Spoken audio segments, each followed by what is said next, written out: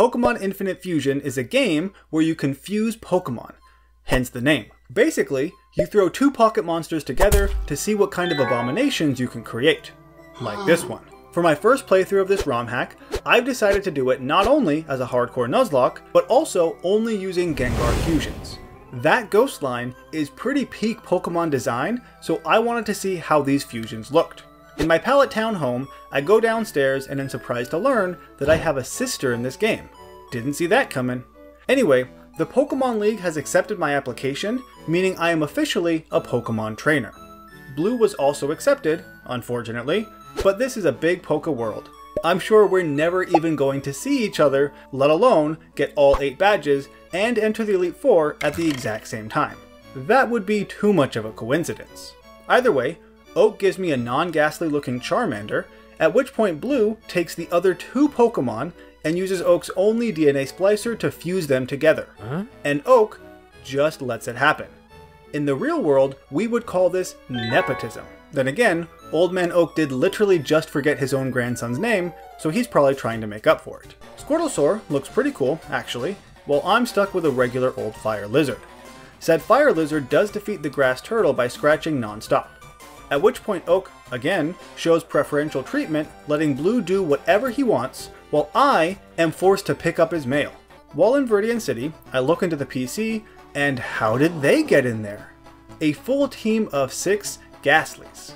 Now these are the Ghastlies I'll use throughout the run, and they will be fused with the real encounters I get on every route. If they faint, that encounter will be permaboxed, but the ghost will live on. Metaphorically speaking, of course. The first fusion of the run is obviously Charmander and Ghastly, becoming Chartly. Now that's not the best name perhaps, but it's a pretty good sprite. The Route 1 encounter ends up being a Rattata, or should I say Gastata, followed shortly by Gasran. I probably won't show you all the fusions, but these ones at the start are pretty fun. By the way, when you fuse 2 Pokemon, you get to pick between their abilities, natures, and fuse their movesets too. Now the Ghastly Weedle fusions don't look all that different, so I go for the one who isn't the worst type in the game, and get Gastel, who very quickly fully evolves. The last encounter before Brock was a Paris, who becomes the grass type Gasras. Before facing Brock, I deserve a break after walking all the way up from Pallet Town. Some random dude suggests the museum, so let's see if it's any different from OG Kanto. For one, this is where the Fossil Reviver is, so that's something. But that's not as noteworthy as this very simple plaque explaining that only rock Pokemon fossils can be revived because their DNA is better preserved. I was today years old when I found out that all the fossil Pokemon are rock type. I never really thought about it before, and now I just feel like an idiot. With that intense sense of inadequacy, it's time to face Brock. I know a lot of people do randomized runs of these games to mix things up, but for my first playthrough, that seemed a bit too much. I am forced to match gym leader sizes though, so I lead with Gasran against his GOG. Double Kick does neutral damage, but is still strong enough to knock out this Pidgey dude. His ace is Dignics, who is still 4 times weak to grass. Not a great fusion there, buddy. So out comes Gasras. Rock Tomb slows him down, and hurts a bit, but not nearly as much as the whopping 20 base power Absorb. Sturdy is the only reason he survives a single hit. Getting a Paris encounter in Viridian Forest really paid off. And subscribing to this channel pays off in the form of Pokemon content like this one. Let me know if you'd like to see more fusion challenges and which Pokemon line I should do in the future. The next encounter is not so great in the form of Igglybuff, but at least I have a full team of 6 now. Team Rocket is in Mount Moon and have actually managed to defeat a number of trainers. Looks like they are somewhat competent in this game. In order to stop them, Brock gives me Rock Smash, which is difficult for him since all his friends are rocks. I get through Mount Moon with some difficulty, and Gasmander evolves. At the very end, I encounter Team Rocket, who is trying the mythical triple fusion technique. I don't really care what they're doing here, I just need to get by, which obviously doesn't happen. Instead, Team Rocket forces this scientist to battle. But he's just a nerd. How hard could he be? Especially with that abomination he calls a Pokemon? Come on. I hit it with an Ember, that does less than half, and Assurance almost takes out my starter. I sacrifice Ghostly to bring out Gastata, who does basically nothing, and also falls. Gastryl does something with Fury Attack, but it's not nearly enough, and he falls too. Gasran does survive one hit to peck twice, but it's still not enough. At this HP, I can safely bring out Gasmeleon again to put this monstrosity out of its misery. I always tend to forget how common Dark-type moves are, so when I encounter a slow as Sludge Pokemon with Assurance that becomes 100 base power, and it's super effective against my entire team, yeah, that's gonna be tough. Anyway, they try to use the machine, but fail miserably, just like I did. Can you imagine wiping on my first playthrough because of this random scientist? He tries to make it up to me with a dead Pokemon, but it doesn't really help. For the Misty fight, I used one of the 2 Mount Moon survivors and a new irrelevant Pokemon. 2 absorbs from Gasras doesn't quite take out the Jigglydean, so she starts setting up a Fury Cutter. After 3 hits, it takes out the fish, and then the Oddyu gets one shot after a single Water Pulse. Once again, winning a badge proves to be a simple matter. Before facing Blue, who I'm assuming is still in Cerulean, I used the Moonstone I just got to evolve Clefairy into Clefairy. Okay. He takes neutral damage from Dark, so I'm hoping we can avoid another Assurance Massacre. And there is Blue, right where I expected him to be. His Nidoto gets healed with a Super Potion, and Whirlwinds Clefairy away. Gasmeleon finishes it off, and the Mantata too with a few Venishocks. I stupidly stay in on the Squirtsar, thinking that Venoshock might be strong enough, but it certainly is not. Luckily, Bite left him alive. Clefairy returns to take him out, and then the Abra too. Almost had another pretty bad mistake. I am not off to a great start. On the other side of Nugget Bridge, I'm hoping for an Abra, and after this Weedle, I find an Abra. Not leaving this up to chance, Gasmeleon mean looks to lock him in. I had been hoping to use an Alakazam Gengar fusion since before starting this run, so hopefully I get a chance to. On the way to Bill's house, youngster Joey thinks his Rattata is special. Give me a break, kid. It's just a rat. Or the king of rats, apparently. Alright, doesn't stop Gasmeleon from beating it up. I enter Bill's house just in time to see him fuse with a small looking Rhydon, but just like every other game, once I unfuse him, the Pokemon simply ceases to exist. To keep my mouth shut about these surely illegal goings on, he bribes me with a boat ticket. As I'm enjoying the upgrades to the S.S. Anne, there's a casino here, for example, I see a familiar and horrific face. One I never thought I'd have to see again. The Massacring Scientist. Oh, you think you were humiliated? Your lifeless monster destroyed 2/3 of my team, man! He wants a rematch, but I'm too smart for that. Actually, I'm not. I want payback. This time, his Kofner is immediately Psybeamed and never gets a chance to Assurance. And then, he has Ammonite, which is pretty cool that he has the fossil I didn't get. Well, either way, we did it. We avenged our fallen comrades. But revenge doesn't bring anyone back. They're still gone. Was it even worth it? Blue tries to stop me from seeing the captain, for some reason, and I'm ready for this battle. Kidatley Psybeams the Nidoto, and then pivots to Clefairy, expecting a bite. This battle is a close one, but I can't really switch to anyone else, so he stays in, and eventually wins with 9 HP. Gasa takes out Starbra with Absorbs, and I'm assuming this Manecate has Bite, so it's time to be really cheap. Spore puts it to sleep, and Gasect follows up with a Confuse Ray. Between those two status afflictions and Absorb, Gasect wins without even being hit. And for being such a boss, she has the honor of becoming the very first Haunter fusion. I've never been a big fan of Paris, but this fungus is probably my second ace right now. It would be a shame if we lost her. One back rub later, I get cut, and it turns out this boat is going to stay here for a while. It still seems a bit lame to me that in the original Kanto, it just leaves and never comes back. You want rumors of Mew being under a truck? Because that's how you get them. Eventually, I get through Surge's garbage puzzle and take on the third gym leader who loves telling 10-year-old kids that they wouldn't survive in a war. I have a trick up my sleeve in this battle, but you won't see it just yet unless you cheat and look at my team of Pokemon. How dare you?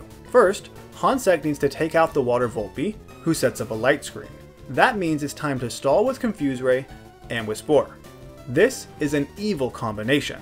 I leave her in against the Pikalit, and in spite of having her accuracy lowered multiple times, she manages to win that too. After missing a Spore, as Rybuzz double teams, it's time for my new secret weapon, Hauntrio, who looks pretty sick. Now Rybuzz proceeds to double team 6 times, and my secret weapon keeps missing every single turn. But it looks like Rybuzz can't actually hurt her, so that's something. After a while, 2 bulldozes do connect and knock it out. This wins me the Made in America Thunder Badge. Before heading through Rock Tunnel, I have a few new Haunter evolutions, and I just want to say that Hanbok looks pretty awesome. Way cooler than the disappointing Hanmelion. In a secret cave out of Rock Tunnel, I am given a Hyrulean sword and shield. This is a pretty sweet reference. I totally wanted to try out an Aegislash, but I actually never got around to it, so sorry guys. Celadon has some rocket problems, as is evident in this black market Pokemon shop. None of this looks legal. Speaking of, I try and fail to steal an Eevee. Instead, this lady lets me take him out for a walk. He's so cute. I never want to give him back. I eventually do the right thing, and she lets me keep the Eevee, but he no longer stays on the overworld. Now my shadow is the only thing that walks beside me. Until I bump into Blue again. Why do we keep seeing each other in this vast world? It's almost as if some predetermined hand guides our fates. And it makes this Nidoto a huge pain, whirlwinding like no tomorrow. Against Gyarados, I swapped to Hanbok because I thought he had Intimidate, but he doesn't. Instead, a Draining Kiss Cleftor takes it out. Hansect once again defeats the Starbra, though this time with Fury Cutter. My team still has a huge weakness to Dark type, so I should probably get around to fixing that, huh? In this game, Blue is actually a decent guy who wants to help the kidnapped Mr. Fuji, but can't because of all of the ghosts. So, we head to Celadon to find out what Team Rocket is up to. After dealing with a few grunts, Blue heads off in the completely wrong direction. In unrelated news, Erica and I decide to explore the Celadon sewers. After trekking through filth and defeating Team Rocket, but I repeat myself, Giovanni challenges me to a fight. Han Trio earth powers the Arnix a couple of times, thanks to Sturdy and healing, but his special defense has been lowered. This means that when a Han Con comes out, I expect a Shadow Ball. There is no way she'll survive the hit, but it's not safe to swap either. So she gives her life to use Confuse Ray. With that sacrifice, Hanbok gets a turn to attack with Crunch, that was relatively weak, and she too falls. This had better not become another Kofner sweep. Thankfully, at this HP, Kadaptor can take it out with a Psybeam. That was a close one. Hansect comes out on the Rylos' Rock Blast. I'm hoping she outspeeds, but nope. She is immediately Ice Beamed. This fight is not going my way. Cleftor survives a Rock Blast and finishes off the battle with a Draining Kiss. With that, Erica heads back to the gym to wait for me as I get the Silph Scope, which allows me to see ghosts, because I obviously haven't seen any till this point in the game. It's actually pretty sad losing Hansect, because this guy has been on my team since almost the very beginning, and now she's dead. As has been the case with all the other gyms, Erica is a pushover, more so than most. That's what happens when I actually know which Pokemon to expect. Hanmelion Flame Bursts her whole team, and the only survivor is Vileplume, who uses Sunny Day to quicken the end of its miserable existence. For doing such a great job, he evolves into Hanazard, who basically looks like an off-color shiny Charizard. Still cool though. Before heading to the Ghost Town again, I need to address my Dark and Ghost type weaknesses once and for all. I do this by getting a Hanrion and Hansien. With those new fusions, I make short work of the possessed old ladies at the Pokemon Tower and find out that Mr. Fuji doesn't even need saving. Then why did I waste so much time to get that Silph Scope, lose all of my Pokemon, and climb to the tallest room of the tallest tower, you stupid old man? At least with the Pokeflute, I catch myself a Snorlax, who immediately replaces Hansien. I see a familiar face here, and Bianca somehow brought 5 ice cream cones all the way over from Unova. But I'm not sure if I want to eat an ice cream cone that never melts. In the Safari Zone, after accidentally wasting a ball on a Parasect, I encounter a freaking Scyther. For a second, I think the Pokemon gods are looking out for me, but obviously not. Anyway, on to Koga. He may have poisoned Pokemon, but 3 of his 4 are weak to fire. So Hanazard uses his strongest fire move, which is still Flame Burst, to take out those 3. He is poisoned, but it's all good. Against Chunmuk, I pivot to Hanrion in case he has Crunch or something, and he uses Acid Armor. After a Confuse Ray, that he immediately breaks out of, Kadaptor comes out to win in a few Psychics. In this game, the level caps for Koga and Sabrina are actually different, which is why I went all the way to Fuchsia right now. Not long after, all of my Pokemon start to evolve into their Gengar forms at level 40. Honizard just so happens to be the first. I save a few innocent bystanders in Silphco, and then have another encounter with Blue, who is here to stop Team Rocket. Genshu gets a Charge Beam boost against Nidojet, and this brings out a clearly electric Gyarados. I go for a Ghost Gem boosted Shadow Ball that takes him right out. Snorjar almost falls to a Tauros' payback, so I swap to Genryon. He does very little between Feint Attack and Confusion, but stays healthy with Moonlight and Leftovers. Before Blue can heal, Klefgur comes out to Draining Kiss. Starbra falls to a Shadow Ball, and in the off chance that Warsar has a poison move, Genryon returns on a Solar Beam. It does about half, so after a second failed Solar Beam, thanks to Confusion, Aligar Psychics these still unevolved starters. Blue decides to accompany me the 3 feet to the rest of Team Rocket. They're trying to get Master Balls, and have managed to get 3 of them, which I'm sure is an arbitrary number that won't be relevant later on. Unbeknownst to me, this Giovanni fight ends up being a double battle. This is a bit unfortunate since Snorgar's Surf is now weakened if nothing else. But Nidojet does make a pretty good target. At the end of the battle, Blue has lost 3 Pokemon, and I none. Well, thank you, Blue, for sacrificing your Pokemon on behalf of mine. You're a good friend. After Team Rocket leaves, Blue informs me that he's heading to the Elite Four already. But I don't think he has the 8th badge, so how is he going to get in? With Team Rocket finally out of Saffron, I can face off against Sabrina. I start with Aligar against Hipmine. He survives a Shadow Ball, uses Nasty Plot, and Sabrina proceeds to waste all of her max potions.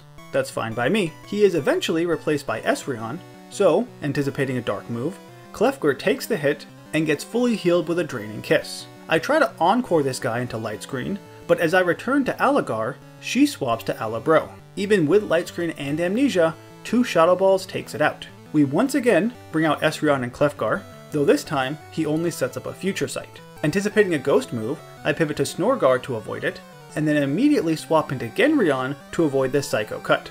A single 4 times effective Shadow Ball defeats the 6th Gym Leader. Sabrina was slightly more difficult than the last few, but not by much. After surfing to Cinnabar and exploring the burned down mansion, I find Blaine, who agrees to return to his gym so I can wreck him. For the Blaine battle, I have a new fusion that we'll see real soon. First, Snorgar starts with a Rock Tomb because I thought the Glue Dash might outspeed. Apparently not. Snorgar does manage to take out the horse after surviving a Sunny Day boosted Flamethrower.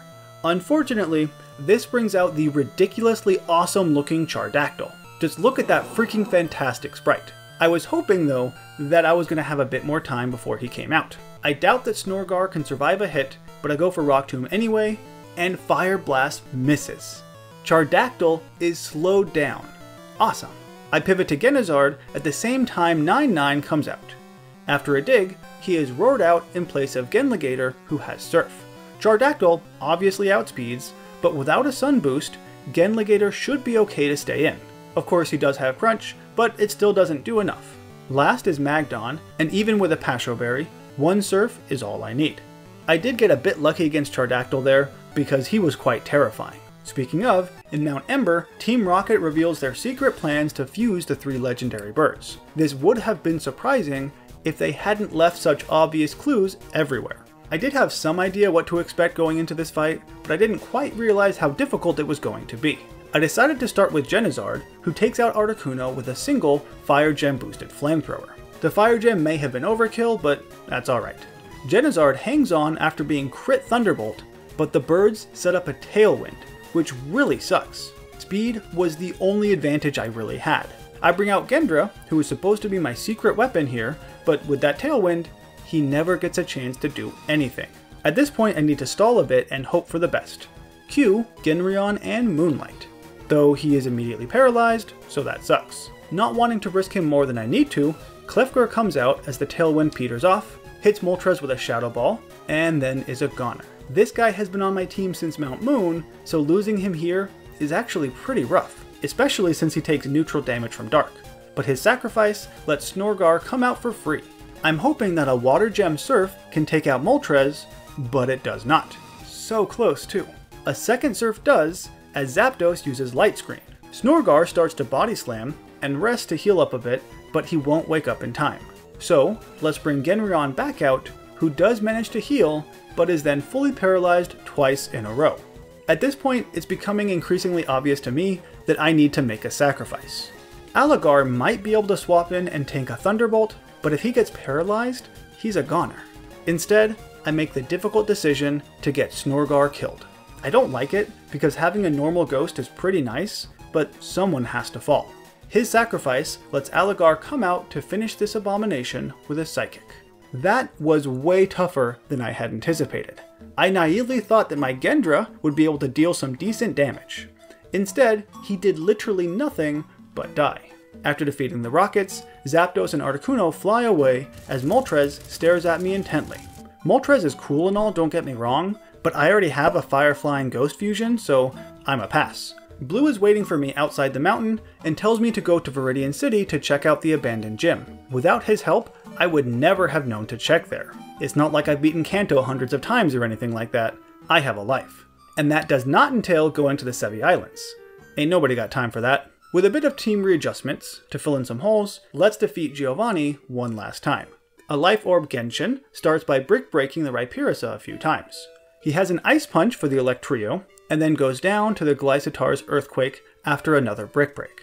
I didn't expect him to survive this fight anyway. Lapgar comes out to Rain Dance, removing the Sandstorm, and then proceeds to drown all of his remaining Pokemon with Surfs. I could have started with Lapgar, but the Electrio was a bit concerning. Genshin did exactly what I needed of him.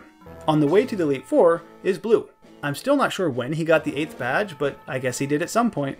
Genizard starts with a sunny day, but Nidogeat still survives the first Flamethrower. Not off to a great start here. The Maghorn falls to a 4 times effective Earthquake, and the Electrodos to a Miracle Seed boosted Solar Beam. I thought the Tawcute was a Grass type, but it is not, survives Flamethrower, and once again, my starter almost dies. This needs to stop happening. Genryon is tricked a few times, but Shadow Balls the Starkazam and takes no real damage. Last is Blastor, who is still not fully evolved. What are you waiting for, Blue? He's level 53. He Iron Defenses, but also has Synthesis, so I don't really want this to be a long drawn out battle. Instead, Genshu comes out to Thunderbolt a few times, winning me the fight. I get through Victory Road without any real issues, even seeing an Entei there at the end. But once again, I already have a Fire type that I want to use, and mine's not a legendary, so let's leave this dog alone. Instead, we jump right into the Lorelei battle. I'm not expecting a difficult fight, but we'll see. Thunderbolt takes the Mahjong right out, and I pivot to Genryon on the Weirus. A few Brick Breaks and Moonlights later, and my Dark Pokemon prevails. Genizard takes an Ice Punch on the swap to Flamethrower the Gingrowth. Anticipating a Water move, Lapgar comes out on some Spikes.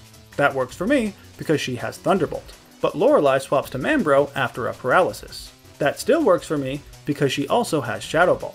So a few more moves, and the first Elite Four member is a goner. My Bruno plan is not as solid, but we'll see how it goes. Aligar starts by Psychicking the Mavire, and then runs away to Genryon on a Crunch that immediately lowers his defense. That kinda sucks. After an Iron Tail, I expect another, but Genizard is instead crunched. At least he hangs on, which is more than I can say for Steechamp. Marochan actually survives a Psychic, which I didn't expect, but only heals and double teams before succumbing. I bring out Gensien on a Zap Cannon, who is immediately paralyzed. Instead, Genshu comes out with a few Shadow Balls to knock out the Magnemix. For the Cycross, I had initially intended to bring out Genizard, but that obviously can't happen now. Instead, Genshu takes a risk with a Thunderbolt, and he gets Swords Dance greedy. Rookie mistake right there, Bruno. Agatha, though, is going to be a bit of an issue. I mean, Aligar could probably one-shot most of her Pokemon with Shadow Ball, but the opposite is true as well. Being 4 times weak to Ghost and Dark is not ideal. So, when Umbter shows its tiny face, I bring out the far superior Genryon. They trade Shadow Balls and Dark Pulses back and forth for a good long while, basking in the moonlight, but eventually, Genryon shows why he's better. Genizard faces off against an awesome-looking Gendoom, it's like he's coming from the underworld, and gets through that completely unscathed. And here is the Pokemon I've been dreading, Snorgar. How dare she mock me? And this is pretty much the only reason I brought along Genshin, to avoid these Ghost-type moves. Doesn't stop him from cursing though, which really sucks. Another hit would probably do it, but I don't want to risk it, so instead, I bring out my other tank, Lapgar, on a rest. She surfs a few times, and then swaps to Gensien again, expecting a Shadow Punch. Instead, it's another rest. That's even better. This lets her Nasty Plot 2 times, even though Dark Pulse still fails to do enough.